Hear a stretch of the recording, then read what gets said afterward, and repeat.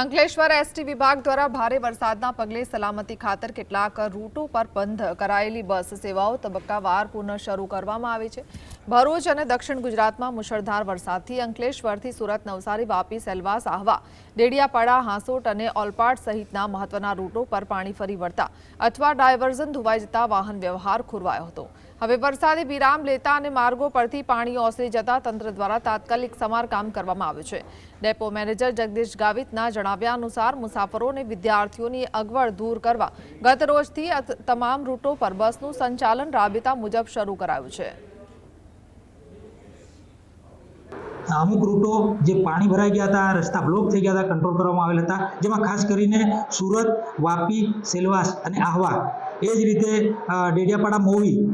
અને અંકલેશ્વર, હાંસોટ, ઓલપાડ અને અંકલેશ્વર, હાંસોટ, કંડિયાજાળ જે રૂટો વધુ વરસાદના કારણે કંટ્રોલ કરેલા હતા, જે હાલમાં રાબેતા મુજબ જેવું પાણી ઓસરતા ગયા, રસ્તા રિપેર થતા ગયા, તે રીતે તબક્કાવાર અમે 24 તારીખ પછીથી 25-26 સુધીમાં શરૂ કરી દીધેલ છે। અને છેલ્લે જ્યારે અંકલેશ્વર, કંડિયાજાળ, હાંસોટ, કંડિયાજાળ વચ્ચેનું જે ડાયવર્ઝન હોવાઈ ગયેલું હતું, એ પણ ગઈકાલે રિપેરની કામગીરી પૂર્ણ થતાં અમારી બસો રાબેતા મુજબ સંચાલન